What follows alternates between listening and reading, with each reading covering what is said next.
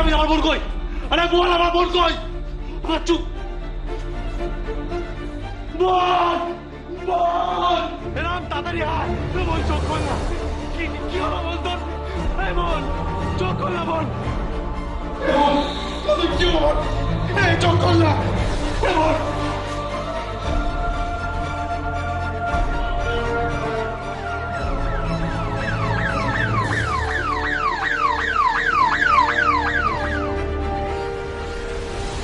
পেশেন্টের বাড়ির লোক কে আছেন? আমি পেশেন্টের বাড়ির লোক। আমারই মেয়ে ডক্টর। খুব সময় মতো ওকে আনা হয়েছে এখানে। স্পাইনাল কটে চাপ পড়ায় ওই ইনজুরিটা মারাত্মক। ও শরীরে অনেক জায়গায় রক্ত জমে গেছে। আমার মনে হয় কেউ আঘাত করেছে। ভ্যাকসিন দিতে হবে। ডাক্তারবাবু যেভাবে ভালো হয় আপনি করুন। আমার মেয়ের জ্ঞান ফিরবে তো ডাক্তারবাবু? সেটা এখনই বলা যাচ্ছে না। আপনারা এনকোয়ারি যান, আইসিইউতে ভর্তি করার জন্য যেসব প্রয়োজনীয় কাগজপত্রগুলো আছে সেগুলো শৈশবত করান, আর এইটা নিয়ে গিয়ে দেখাবেন।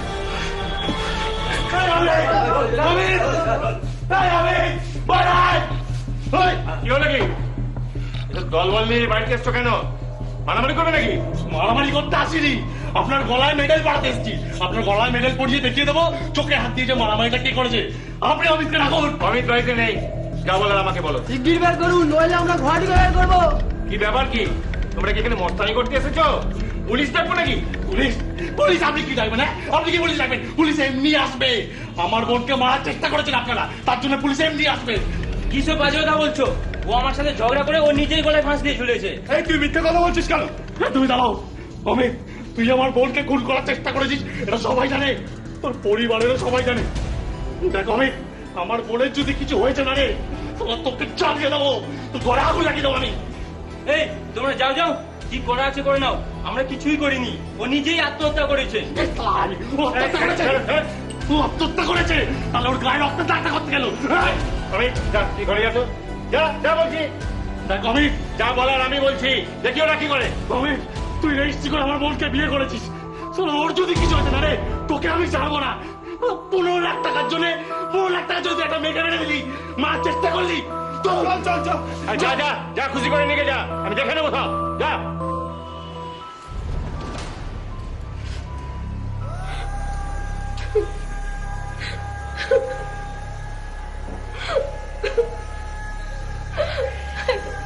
সাত দিন হয়ে গেল মেয়েটার জ্ঞান ফিরল না, আমি আর সহ্য করতে পারছি না। ডাক্তার কি বললো শুনলে না?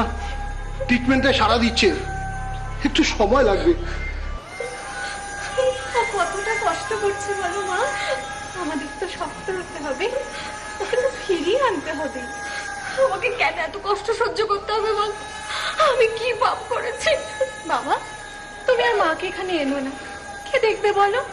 মনের তো একই অবস্থা, তুমি বরং মাকে গিয়ে জানিয়ে দিও। আরে আমি কি ওকে এনেছি? ও নিজের থেকেই এসেছে।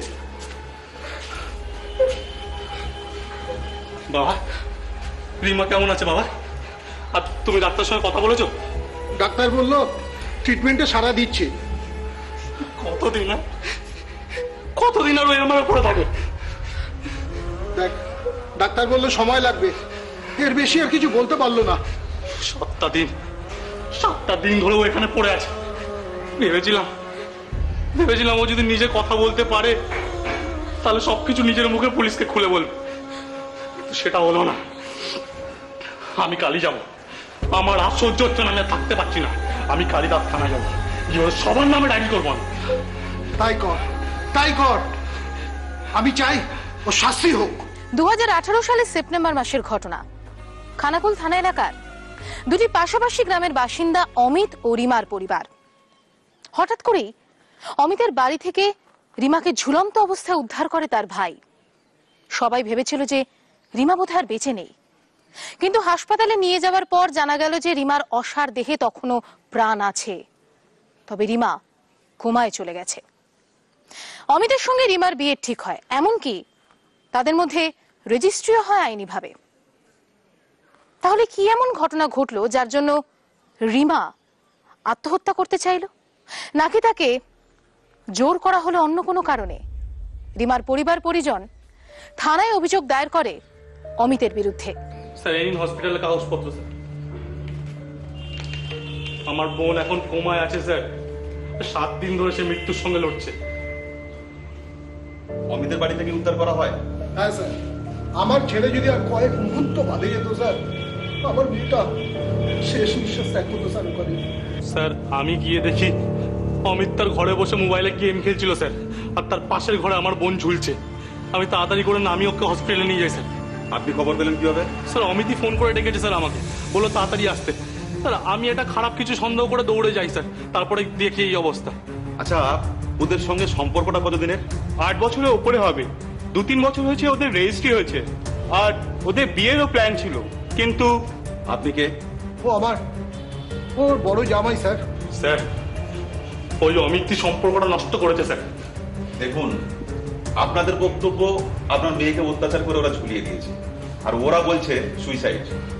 এখন মেয়েটার সাথে কথাও বলতে পারবো না, তাই আমাকে সবকিছু জানতে হলে আপনাদের বয়ান, ওদের বয়ান, আমাকে দুটোই নিতে হবে। স্যার আপনি যা জানতে চাইবেন আমরা সবভাবে আপনাকে সাহায্য করবো স্যার। আচ্ছা, একটা কথা বলুন তো, আপনি কি সম্বন্ধ দেখেই বিয়ে দিয়েছিলেন? স্যার ওদের সম্পর্কটা অনেক দিনের ভালোবাসা।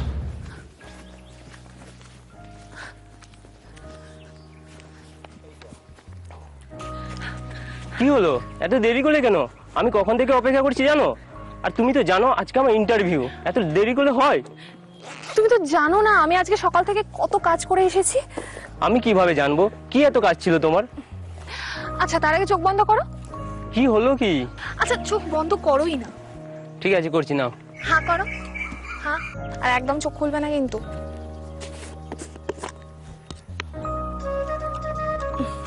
চোখ খুলবে না। আ আ আ এ কি পায়েস কেন? বলছি, সব বলছি। আচ্ছা ধরো, এটাকে ধরো, আটকাও। আজ তোমার জন্মদিন অমিত, হ্যাপি বার্থডে। এ বাবা, আজ আমার জন্মদিন, আমি জানি না। ইন্টারভিউ দেওয়া তাড়াতাড়ি সব ভুলে গেছি। Thank you, thank you. কটায় তোমার আজকে ইন্টারভিউ? 12টার। এখন কটা বাজে? এখন 11টা বাজে। চিন্তা করো না অমিত, টিচার তুমি হচ্ছই। এখন বুঝেছি, আমাকে এই সারপ্রাইজটা দেবে বলে আজকে মর্নিং এ দেখা করতে হলো, তাই তো? নিজে হাতে রান্না করেছি এই পায়েসটা সকাল থেকে উঠে, শুধু তোমার জন্য। ঠিক আছে, আমি খেয়ে নেবো। আচ্ছা শোনো, সময় করে এটা খেয়ে নেবে, আর ইন্টারভিউ কেমন হলো আমাকে কিন্তু অবশ্যই জানাবে। ঠিক আছে, আজ তোমাকে আটকাবো। আমি আসছি। সাবধানে জানাবো। যেও, সাবধানে। হ্যাঁ।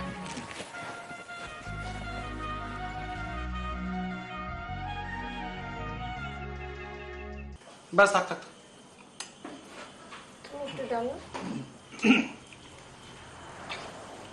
আরে কি হলো, মেয়ে আসছে না কেন?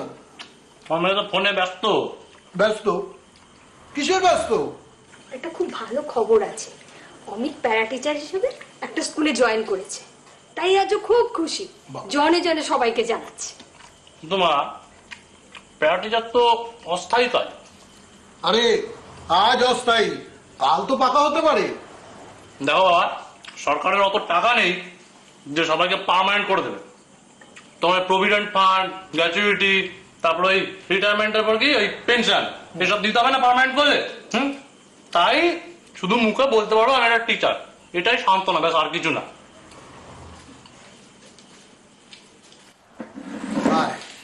কি রে রিমা, এত ভালো একটা সুখবর কই আমাদের জানানি না তো? সুখবর? কিসের সুখবর? দেখ, আমরা কিন্তু সব জানি, বুঝলি তো, আমরা কিন্তু সব জানি। আমাদের হবু ছোট জামাই টিচার হয়েছে, 2 দিন পর তোকেও তো পড়াবে নাকি? বাবা দেখছো তো কিরকম দাদা পিছন লাগে। মা দেখো। আরে বাবা, পেছনটা কোথায় আমার বাবা বলো? টিচারকে টিচার বলবো না? তো কি না বলবো? না, অনেক দেরি হয়ে গেছে, এবার ওদের বাড়িতে গিয়ে আমাদের কথা বলতে হবে। সবে চাকরি পেল, এখনই? হ্যাঁ এখনই। এর আগের বার যখন গেছিলাম তখন বলেছে ছেলে চাকরি পায়নি, তাই এখন বিয়ে হবে না। আরে বাবা, এসব কাজ জোগাড় যন্ত্র করতে 6 মাস টাইম লেগে যাবে। আর জানো, সবচেয়ে বড় কথা হলো ওদের ওখানে ওর সম্বন্ধে সবাই ওরা জেনে গেছে, ওদের বাড়ির লোকেরাও জেনে গেছে ওদের সম্পর্কের কথা। তাই আমি বাবা আর দেরি করবো না। তাহলে এক কাজ করো, এই রবিবার ডেট ফাইনাল করে ওদের বাড়ি যাও। আমি বরঞ্চ বিয়ে যাওয়ার খবর দিই, সবাই মিলে একসঙ্গে গিয়ে ডেটটা ফাইনাল করে বিয়ের তারিখটা পাকা করে চলাম। একদম ঠিক ঠিক। বলেছিস। তুই কি বলিস সিনেমা? আমি বরং অমিতের সাথে কথা বলি, ও কি বলে শুনি, তারপরে তোমরা যেটা ভালো বুঝো।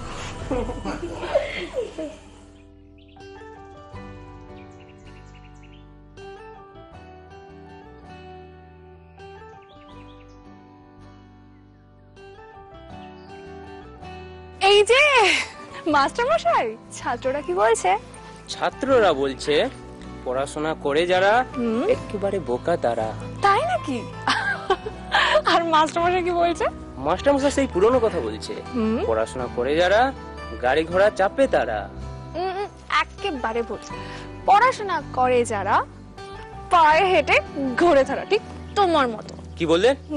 এই রিক্সা, রিক্সা। না রিক্সা না, পায়ে হেঁটে যাবো, চলো পায়ে হেঁটে যাবো। না না কেন, চলো না একটু গা ঘাসাঘাসি করে বসি। একেবারে শয়তানি শয়তানি মার্কা কথাবার্তা না। তুমি যাচ্ছ না ছাত্র পেটাতে, মনে এখন সাধু সাধু চিন্তা করো, বুঝলে? ঠিক আছে, শোনো, আজকে সন্ধ্যাবেলায় তুমি আমি দুজনে মিলে 1 ঘন্টা রিক্সায় চেপে গা ঘাসাঘাসি করে ঘুরবো কিন্তু। ঠিক আছে হবে। বাবা কি বলেছে বলো তো? কি বলেছে? বাবা বলেছে এই যে রোববার আসছে না, হ্যাঁ আসছে রোববার গো, হ্যাঁ বলো। এই রোববারে তোমার বাড়িতে আমাদের ব্যাপারে কথা বলতে যাবে। তুমি কিন্তু তোমার বাড়ির লোককে জানিয়ে রেখো। এ তো খুব ভালো কথা, আমি বাবাকে বলে দেবো।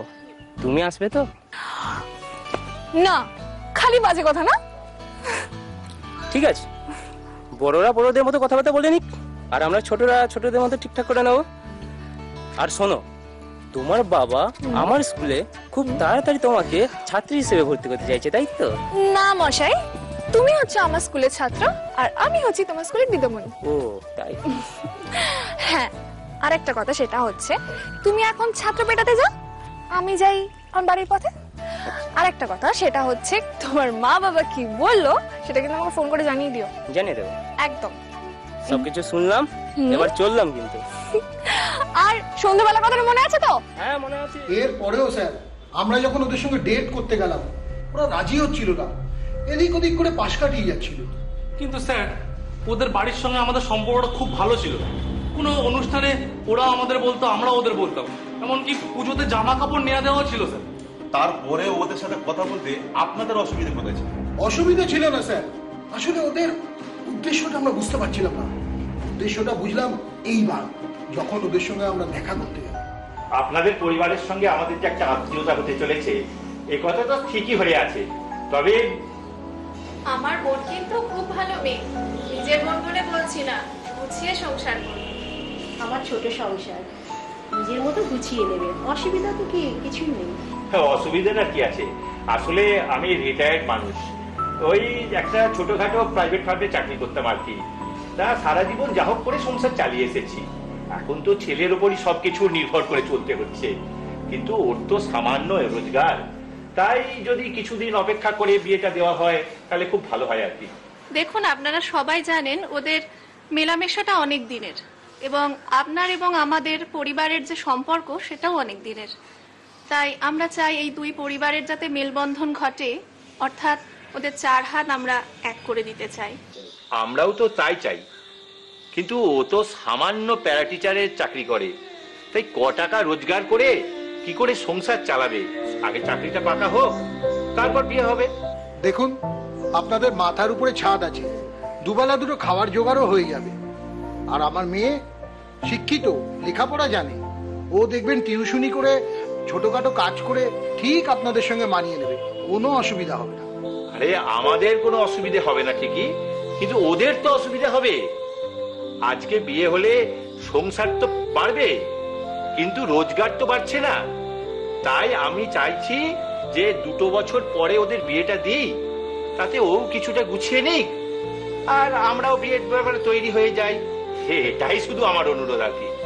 তাহলে সবই যখন ঠিক আছে তাহলে রেজিস্ট্রিটা করেই রাখুন, সময় নিয়ে না হয় ঘরে তুলবেন।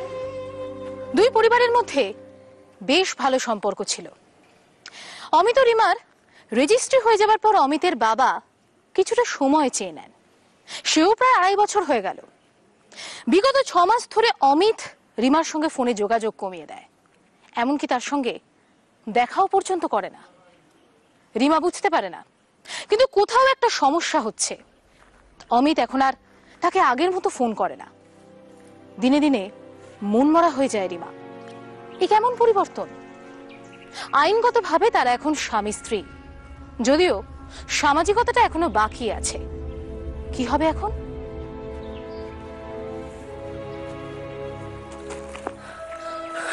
অমিত, কি ব্যাপার অমিত? তুমি এতদিন তোমাকে ফোন করছি, কাল রাত থেকে তোমাকে ফোন করছি, তুমি ফোন ধরছো না। আজকে সকালে 5 বার তোমাকে ফোন করেছি, তুমি ফোন ধরোনি। কি ব্যাপার কি অমিত? এখন কি ফোনের গুরুত্বটা তোমার কাছে হারিয়ে গেছে নাকি আমি বড় হয়ে গেছি তোমার কাছে? দাঁড়াও দাঁড়াও, তুমি তো এক নিঃশ্বাসেই বলে যাচ্ছ। একটু দম নাও, তারপর বলো। আমাকে তো বলতেই সুযোগ দিচ্ছ না। বলো বলো, কি বলবে? শোনো, কালকে ফোনটা বালিশের তলায় ঢুকে গিয়েছিল, আর আমি ছেলেদের সিলেবাস ঠিক করছিলাম, খেয়াল করিনি গো। আচ্ছা ঠিক আছে, মানলাম, কিন্তু তারপর মিস কলও দেখোনি, সেটাও মানতে হবে। আসলে অনেক রাত হয়ে গিয়েছিল তো, তাই করিনি। অমিত, একটা সময় এমনও ছিল যখন আমরা রাতের পর রাত জেগে ফোন করেছি, সেটাও ভুলে গেছো বলো? কালকে আমি খুব ক্লান্ত ছিলাম, শুয়ে পড়েছিলাম। আচ্ছা, আজ সকালে ধরলে না কেন তুমি? আরে সকালে তো ধরলাম। সে তো কয়শো কোটিবার ফোন করার পর। ঠিক আছে বাবা, কি বলবে বলো। আমাকে স্কুলে যেতে হবে তো, লেট হয়ে যাচ্ছে। লেট হয়ে যাচ্ছে যখন, আজকে আর বিরক্ত করব না। আসলে তোমার বোন নুপুরের সঙ্গে আমার কিছু দরকার ছিল। এই এই এই প্যাকেটটা দিয়ে দিতে পারবে ওকে? তুমি দিয়ে দাও, এর জন্য আমার সময় নষ্ট করছো কেন? বাড়িতে গিয়ে দিয়ে দাও না। না, যখন তখন তোমার বাড়িতে আর যাব না। কেন যাবে না? না অমিত, রেজিস্ট্রি হয়ে গেছে অনেক দিন হলো, তাই যখন তখন এভাবে তোমার বাড়িতে যাওয়াটা তো ঠিক নয়। ঠিক আছে, যাবে না। কিন্তু এইভাবে আর কতদিন অমিত? কেন তুমি বিয়ের ডেট ফিক্স করছো না কেন? বাবাকে বলেছি, বাবা ভাবছে। বাবা বাবা বাবা, সব সময় যদি সব কথা বাবা ভাববে, তাহলে তুমি কেন প্রেম করলে আমার সঙ্গে অমিত? শোনো, এই নাও, তুমি বরং প্যাকেটটা দিয়ে দিও ওকে, ঠিক আছে? আমি চললাম।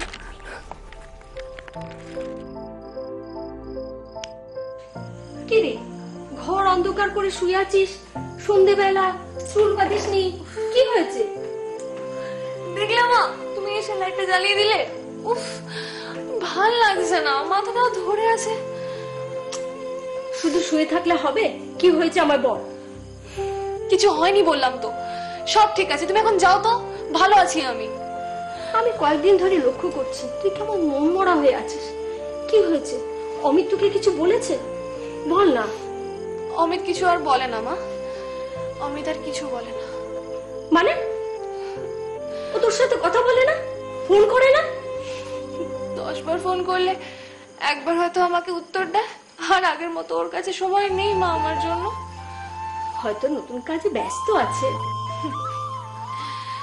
ও যে কি কাজে ব্যস্ত আছে আর কি করছে সেটা আমি জানি।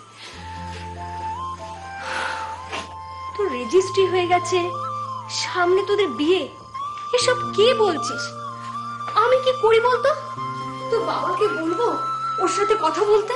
না, বাবাকে কিছু বলার দরকার নেই। হয়তো হয়তো সত্যিও কাজে ব্যস্ত আছে, হয়তো সত্যি পয়সার চিন্তা আছে। কিন্তু সেটা তো বলবে, এরকম কেন করবে? মা, আমি ভালো করে কথা বলে নেবো ওর সাথে, তুমি এটা চিন্তা করো না তো। তুমি এখন যাও। চিন্তা করো না, আজ 3 বছর ধরে তোর বিয়ে নিয়ে এত টাল বাহানা চলছে, আমার আর ভালো লাগে না। কি যে তোরা করিস।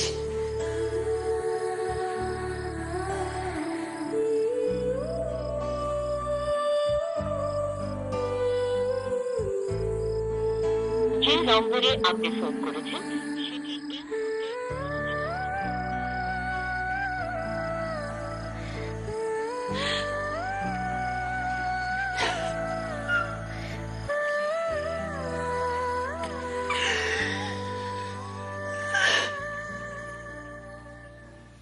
মা, ও মা, মার বাজারটা নাও। রিমা, আমি একটু জল আর চা দিস তো। উফ বাবা, বাজার পুরো আগুন। আর তোমার ওই দেশি মাছে তো হাতই দেওয়া যাচ্ছে না। এরপর আর মাছ খেতে হবে না, আর ওই চালানি মাছ ধরা ছোঁয়ার বাইরে চলে যাবে। চালানি মাছ? মাছ তো আর চালানি হচ্ছে না। ওই অন্ধ থেকে যে মাছটা আসছিল, রাস্তায় আমদানি ট্যাক্স দিতে দিতে 100 টাকার মাছ 200 টাকায় গিয়ে ঠেকেছে। তাই এখানকার ব্যবসায়ীরা আর মাছ আনছে না ওখান থেকে, বুঝলে? আর তাই জন্য তো জেলায় জেলায় রুই মাছের চাষটা শুরু হয়েছে। আর তুমি বলো, এত অত্যাচার সহ্য হয়? আরে দুধ দুধ যতই চাষ শুরু হোক, ও মাছের কোনো স্বাদই নেই। তা ঠিক। এনে তো জল আর চা। কি হলো, রিমা কোথায় ওঠেনি এখনো? মেয়েটা সারা রাত ঘুমোয়নি, আমার পাশে শুয়ে শুধু এ পাশ আর ও পাশ করেছে। কেন গো, কি হয়েছে? তুমি আর কি বুঝবে? আজ 2.5 বছর বিয়ে হয়ে গেল, মেয়েটা সংসার করতে পারলো না, শুধু বাবার ঘাড়ে বসে খাচ্ছে। এই কথা? হ্যাঁ মা, এই কথা। ও যদি প্রেমটা না করতো না, ও সারা জীবন বসে খেত, তাও আমাদের কোনো অসুবিধা হতো না। একটা ছেলের ভাবনা আর একটা মেয়ের ভাবনা সম্পূর্ণ আলাদা। হ্যাঁ, একটা ছেলে আর মেয়ের ভাবনা সম্পূর্ণ আলাদা। কেন বলতো? এই যেমন তোর মা ধর, রাত্রেবেলা যখন দরজার ছিটকিনিটা আটকায়, ছিটকিনির মাথাটা কোন দিকে থাকে? বাঁ দিকে। আর আমার মাথা ডান দিকে। তাহলে দুটো সম্পূর্ণ আলাদা হলো কিনা বল? কিন্তু বাবা, সম্পূর্ণ দুটো আলাদাই মানুষ। একটা বয়সে আসার পর কেন একে অপরের সঙ্গে থাকার জন্য পাগল হয়ে ওঠে? ওসব রসিকতা বাদ দাও। কবে থেকে ওরা মেয়েটাকে ঘোরাচ্ছে, ছাড় দিতে দিতে ওরা মাথায় চেপে বসেছে।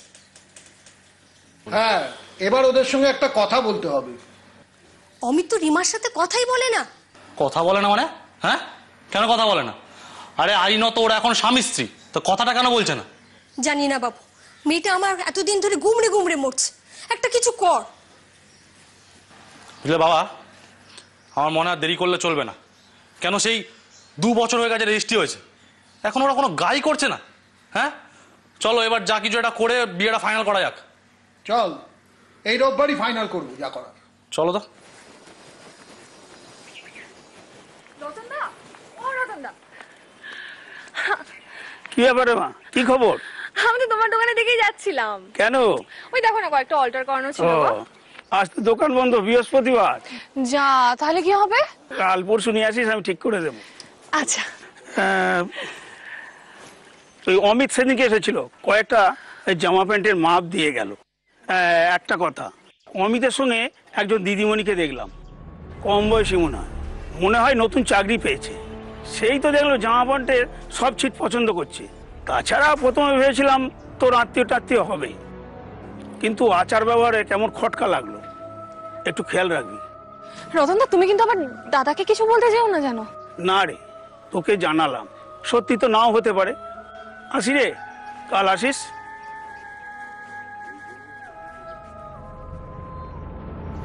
তবে কি এই জন্যেই অমিতের ব্যবহার এতটা পাল্টে গেল? সত্যি অমিত অন্য কোনো মেয়ের প্রেমে পড়েছে? সত্যি কি নতুন দিদামণির সঙ্গে ওর কোনো নতুন সম্পর্ক হয়েছে?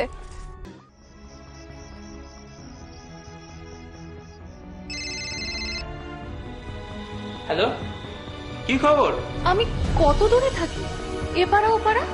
ফোন করা তো দূরে থাক, দেখা করারও সময় পাও না। আরে কি বলবে বলো। আমি তোমার কে হই? হঠাৎ এই প্রশ্ন? কত বছর প্রেম করার পর আমাদের রেজিস্ট্রি হয়েছে, আর সেটাও কত বছর হলো। আমি কি এখন অঙ্ক কষতে বসবো? এর জন্য অঙ্ক কষতে হয় না, মন দিয়ে ভালোবাসতে হয়। শোনো, আমি 17 তোমার সাথে প্রেম করি, আজ 25 হয়ে গেল। আর বছর 6 প্রেমের পর আমাদের রেজিস্ট্রি হয়েছে, তাও 2.5 হলো। আচ্ছা, আমি কি পুরনো হয়ে গেছি? এসব কথা হচ্ছে কেন? বলছি কারণ তোমার পরিবর্তন আমার চোখে ধরা পড়ে গেছে। মানে কি বলতে চাইছো তুমি? তোমার সঙ্গে আর কোনো মেয়ের আর কোনো কিছু। হঠাৎ এসব কথা উঠছে কেন? তুমি এসব ভাবছো কেন? আমি জানি তো হয়নি, আর আমি ভাবতেও চাই না, কারণ এটা যেন সবাই ভাবতে না শুরু করে, কারণ আমি তো তোমার আইনত স্ত্রী। এসব কথা বাদ দাও, তুমি অনেক রেগে আছো। ঠিক আছে, কালকে আমরা দুজনে দেখা করব, যেখানে আমরা রোজ দেখা করি।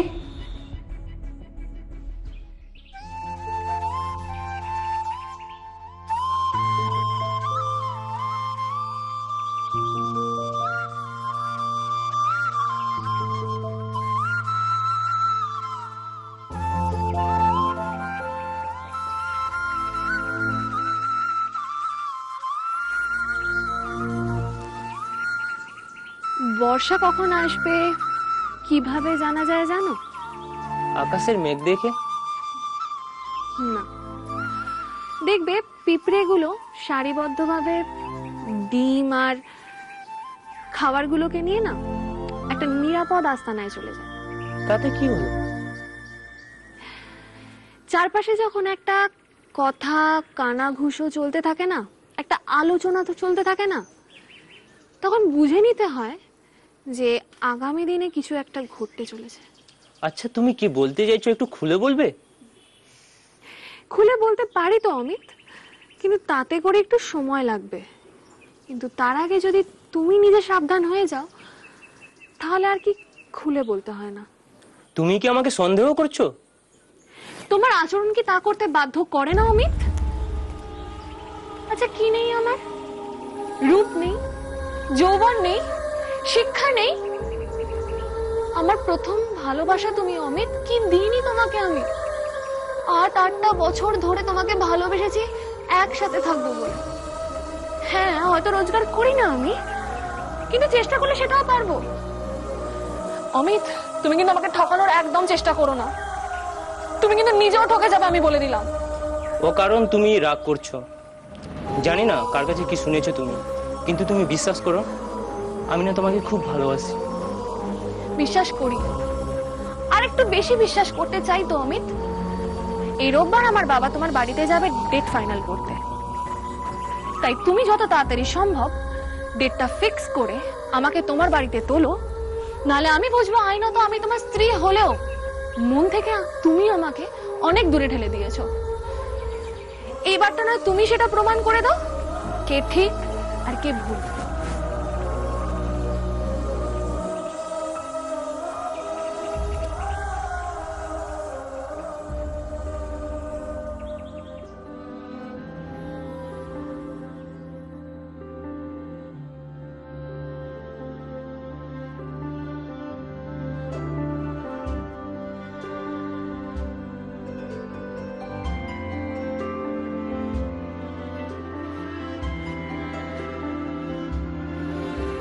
অমিতের শুনে একজন দিদিমণিকে দেখলাম, তোর সঙ্গে বিয়ে সব ঠিকঠাক, অথচ অন্য মেয়েকে দেখলাম। তুমি আমি দুজনে মিলে 1 ঘন্টা রিক্সায় চেপে রাগ হাসাহাসি করে ঘুরবো, কিন্তু তোমার বাবা আমার স্কুলে খুব তাড়াতাড়ি তোমাকে ছাত্রী হিসেবে ভর্তি করতে চাইছে, তাই তো? কিন্তু তুমি বিশ্বাস করো, আমি না তোমাকে খুব ভালোবাসি।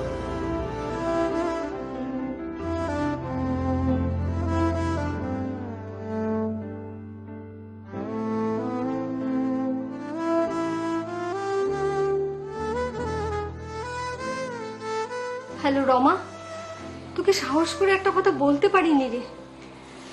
একটা খারাপ কিছু হতে যাচ্ছে। না না, তোর বোনের ব্যাপারে।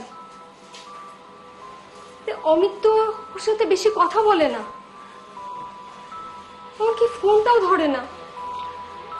মেয়েটা তো মন খারাপ করে বসে আছে। জানি না মেয়েটার কি হবে রে। কি হবে মানে? হ্যাঁ, কি হবে মানে? কি দাও দাও, আমরা যা বলবো তাই হবে। হ্যালো, শোন দিদি, আগামী 2 মাসের মধ্যে কিন্তু রিমার বিয়ে দেবো। হ্যাঁ, রিমার বিয়ে দেবো আগামী 2 মাসের মধ্যে। তারপর দেখছি ওরা কি করে। বলছি অনেক বছর তো হলো, এবার বিয়ের ডেটটা ফাইনাল করুন। আরে ও তো আমি সবকিছু অমিতের উপর ছেড়ে দিয়েছি, ওই ঠিক করুক কবে কি করবে। আসলে বিয়ের জন্য একটা ঘর খরচের প্রয়োজন। সেটা কেউ বিয়ে থাকে, আবার কেউ নিজে খরচ করে, আবার কেউ বাবার কাছ থেকে নিয়ে। আমার তো দুদিক দিয়েই বন্ধ। ব্যাপারটা তো ঠিক বুঝতে পারলাম না। আসলে আমার হাতে এখন কোনো টাকা পয়সা নেই, আর ওর তো যত সামান্য রোজগার। তাই এই মুহূর্তে বিয়ে দিয়ে আমি ধার দেনার বোঝা মাথায় চাপাতে চাইছি না। আচ্ছা দেখুন, আমরা আমাদের বোনের বিয়ের জন্য আপনাদের তো কিছু দেবই, সেটাও তো ভাবছেন কেন? তবুও আমরা চাইছি বিয়েটা কিছুদিন পরে দিতে, কারণ এই মুহূর্তে বিয়ে দিয়ে কারো কাছে হাত পাততে আমরা চাইছি না। আচ্ছা দেখুন, আমাদের যেরকম অবস্থা আমরা সেরকম ভাবে বিয়েটা দেবো। আরে তবুও যদি কিছুদিন দেরি করেন তাহলে খুব ভালো হতো। না না, আর বেশি দেরি করা যাবে না। এই 1 মাসের মধ্যেই বিয়ের ডেটটা স্থির করে দিন। দিন না দিন, 15 লাখ টাকা দিন, তাহলে কালকেই আপনার মেয়েকে ঘরে তুলে নিয়ে আসবো। 15 লাখ? পাগল নাকি? হ্যাঁ, কি বলছেন? 15 লাখ টাকা দিন, তাহলেই মেয়েকে এই মাসেই ঘরে নিয়ে চলে আসবো। এটা তো বিয়ে না দেবার কথা হচ্ছে। এটা আপনারা যা ভাবছেন তাই। তাহলে এটাই কি আপনাদের শেষ কথা? আপনারা বাড়ি যান, সব কিছু ভাবুন, তারপর কথা বলুন। ঠিক আছে বাবা, চলো, এখানে বসে থেকে কোনো লাভ নেই, চলো। অবিশ্বাস্য, এমনটা কি কেউ কখনো শুনেছে যে একজন প্রাপ্তবয়স্ক ছেলে মেয়ে যারা কিনা 8 বছর ধরে প্রেম করছে, যাদের পরিবারের অবাধ মেলামেশা, এমনকি তাদের রেজিস্ট্রিও পর্যন্ত হয়ে গেছে, প্রায় 2.5 বছর হয়ে গেল, এই রকম অবস্থায় পাত্রপক্ষ 15 লক্ষ টাকা দাবি করলো। একটা সাধারণ মধ্যবিত্ত পরিবার সর্বশান্ত হয়েও এই 15 লক্ষ টাকা কখনোই জোগাড় করতে পারে না। তাহলে সাদা চোখে কি দাঁড়ায়? বিয়ে বানচাল করার মতলব। তাহলে কি রিমার সন্দেহটাই ঠিক যে অমিত তার হাত থেকে মুক্তি পেতে চাইছে, অন্য কোনো মেয়ের প্রেমে পড়েছে? রেজিস্ট্রি হয়ে যাবার পর এমনটা কি কেউ করতে পারে? ভবিষ্যতে রিমার জন্য কি অপেক্ষা করছে? বাবা, এইভাবে চুপচাপ থাকলে কিন্তু হবে না, তাহলে আমরা পরে বিপদে পড়ে যাবো, ঠিক আছে? আর তাছাড়া অমিতের বাবা তোমাকে এত ছোট বড় কথা বলে গেল, তুমি কিচ্ছু বললে না। দেখ, আমরা হলো মেয়ে পক্ষ, আমাদের অনেক কথাই সহ্য করতে হবে। তা মেয়ে পক্ষ হয়েছে তো কি হচ্ছে? এর একটা হেসপেলেস আমি করেই ছাড়বো। দেখ, আমরা 2-4 কথা শোনাতে পারতাম, কিন্তু মেয়েটাকে তো ওদের বাড়িতে পাঠাতে হবে নাকি? কিন্তু তাই বলে 15 লক্ষ টাকা? 15 লক্ষ কি? হ্যাঁ, 15 লক্ষ কি? 15 পয়সা ওরা চাইতে পারে না। আমরা যা দেব ওরা তাই নেবে। আর তাছাড়া ওর বিয়েতে তো আমরা কিছু দেবই, তাই বলে আমার মনে হয় এটা ওদের চালাকি। নিশ্চয়ই এর মধ্যে কোনো ওদের বদ উদ্দেশ্য আছে। কিন্তু তাই বলে দেশে কোনো আইন আদালত নেই? আমি আজই অমিতকে ফোন করব। আমি আজই অমিতকে ফোন করে জিজ্ঞাসা করবো এই 15 লক্ষের গল্পটা ঠিক কি। তুই এসব নিয়ে কিন্তু কোনো ঝগড়াঝাটি করতে যাস না মা। কেন বাবা? আর আমার জন্য তো তোমরা অপমানিত হলে, তাই না? বলো তো, এটার বিয়ে তো আমাকেই করতে হবে। তুই আগে কথা বল, তারপর আমাদের সবাইকে জানা। সে তুই যা পারিস কর, ওর সঙ্গে কথা বলে আমাকে তাড়াতাড়ি জানা, তারপর আমি যাচ্ছি মন্টুদার কাছে, গিয়ে জানাচ্ছি সবকিছু।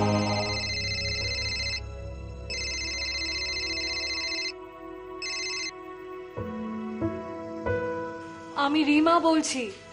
তোমার সঙ্গে আমার এতদিনের সম্পর্ক শেষমেশ 15 লক্ষ টাকার নিলামে উঠলো। রিমা, আমি বলছি কি, ওটা বাবা বলেছে জানো। এই মুহূর্তে আমার কাছে আর বাবার কাছে কারো কাছে টাকা নেই, তাই তোমার বাবা ফোর্স করতে বাবা বললেন ঠিক আছে 15 লক্ষ টাকা দিলে তবেই বিয়ে দেবো। আমরা খানাকুলের জমিদার নই, আমাদের বিয়েতে 15 লক্ষ টাকার কিসের দরকার? কিসের এমন খরচা? সোজা সাপটা বলো না, তোমরা কি চাইছো? আমি কিছু চাইছি না, আমার বাবা মা যেটা চাইবেন সেটাই হবে। তার মানে তোমার এই বিষয়ে কিছু বলার নেই, তাই তো? তুমি কি অন্য কিছু ভাবছো? মানে অন্য কোনো পথ নিতে চাইছো? তুমি আমার উপর অকারণ রাগ করছো। আমার মনে হয় আমার বাবা যেটা চাইছেন সেটা তোমাদের দিতে হবে, আমাকেও তো পরিবার নিয়ে চলতে হবে, তাই না? তার মানে তুমিও পনের ব্যাপারটাকে সাপোর্ট করছো, তাই তো? ঠিক আছে।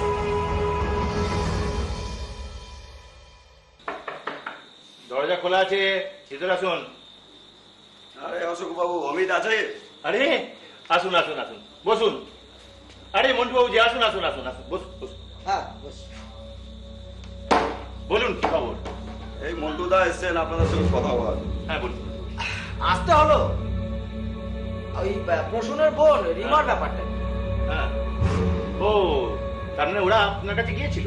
হ্যাঁ গেছিল, যেতে বাধ্য, না চাইলেও যেতে হলো, কারণ আপনাদের দাবিটা তো নেহাতি অবান্তর না। মানেটা সোজা। আরে বাবা, ওরা যদি নিজেদেরও বিক্রি করে দেয় না, এই 15 লাখ টাকা জোগাড় করতে পারবে না, তো দেবে কোথা থেকে? হ্যাঁ, আরে ব্যাপারটা সেরকম নয়। আমি ওনাদের বলেছি অমিতের এই মুহূর্তে যা রোজগার তাতে ওর পক্ষে ঘরে বউ আনা সম্ভব নয়। তো ওরা ফোর্স করছিল, তখন তখন আমি বললাম আরে দিন না, দিদি যখন চাইছে তাহলে 15 লাখ টাকা দিন, টাকাটা এমআইএস করে রেখে দিই ওদের নামে, তারপর ঘরে বউকে নিয়ে আসি। আরে নতুন করে বিয়ে করার আর কি আছে, রেজিস্ট্রি তো হয়েই আছে। দেখুন, আমার মনে হয় বিষয়টা আর বেশি বাড়াবাড়ি না করাই ভালো। তোমার চাকরির দরকার ছিল, তুমি আমাকে অনুরোধ করেছিলে, আমি তোমায় সাহায্য করেছি। আর তাছাড়া আপনারা দুই পক্ষই আমার দলের লোক। তাই আমি বলছিলাম যত তাড়াতাড়ি ব্যাপারটা মিটিয়ে নিন। হ্যাঁ, তাড়াতাড়ি বউ ঘরে নিয়ে আসুন। ব্যাস, চল শান্ত, আসি। আচ্ছা ঠিক আছে, আসুন।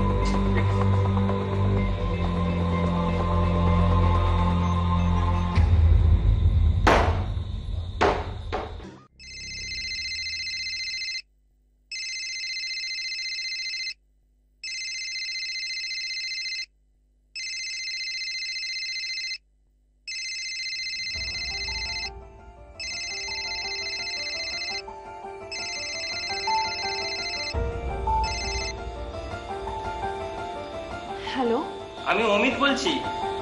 তুমি হঠাৎ ফোন করলে?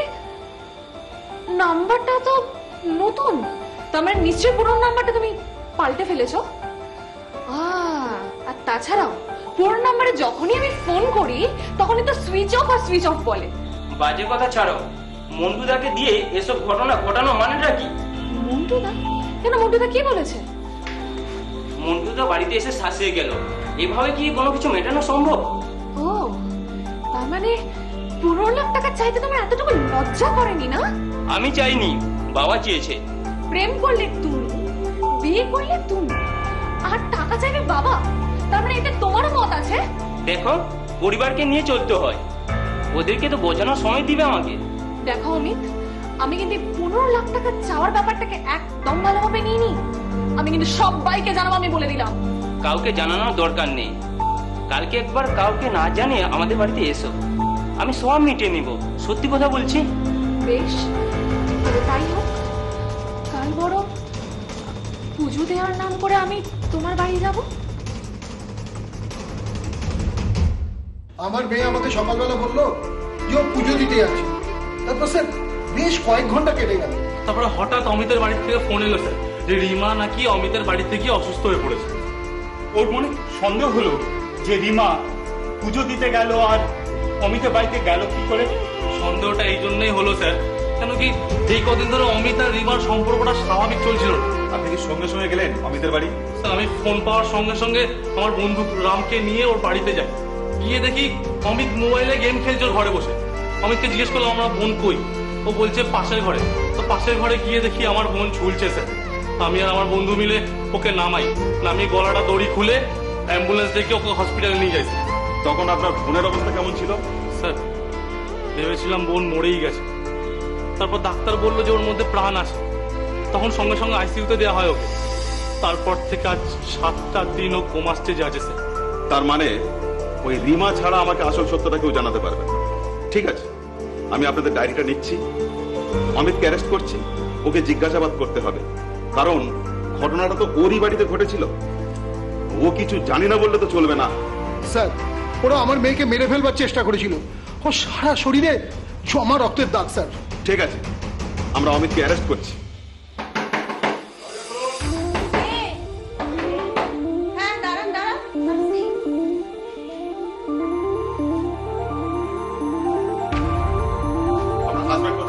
কোথায় আপনার হাজবেন্ড? এখন কি হয়েছে? কি আপনার ছেলে কোথায়? কোথায় আপনার ছেলে? কেমন থাকে? এই যে আপনাদের থানায় যেতে হবে এক্ষুনি। কেন? রিমার বাড়ির লোক ডায়েরি করেছে, আপনাদের এক্ষুনি থানায় যেতে হবে। আর ঘটনাটা আপনাদের বাড়ি ঘটেছে। আরে আমরা তো কিছু করিনি, ওটা আমরা থানায় যাবো কেন? সেটা কেউ দেখেনি, আর থানায় গেলে সব বুঝতে পারবে। চলুন, এই নিয়ে চলো, নিয়ে চলো। আরে কি হচ্ছে কি? চলো। ঠিক কি ঘটেছিল? রিমাকে বাড়িতে ডাকার পর অমিতের সঙ্গে তার অশান্তি কতখানি চরমে উঠেছিল, যার ফলে শারীরিক নিগ্রহের শিকার হতে হয়েছিল তাকে। কারা তাকে হেনস্থা করলো? অমিত একা নাকি তার পরিবারের লোকজনও শামিল ছিল? এই সমস্ত প্রশ্নের উত্তর পেতে হলে অপেক্ষা করতে হবে রিমার সুস্থ হওয়া অবধি। তার কারণ কোমা স্টেজ থেকে উঠে আসলেও ভোকাল কর্ডে অত্যাধিক চাপ পড়ার জন্য কথা বন্ধ তার। পুজো দেবার নাম করে বাড়ি থেকে বেরিয়েছে, আমাদেরকে মাকে বলেছে, খারাপ ব্যবহার করছে বলে আজকে ফাইসাল্লা একটা কিছু করতেই হবে। ছেলেরা মিথ্যে কথা বলে আমার বোনকে ডেকেছে। আমার বোন নিজে কখনো এরকম করতে পারে না। তারপরে খবর এসেছি যে ওরকম হয়ে গেছে। দাদারা সব ওখান থেকে খবর পেয়ে ছুটে গেছি।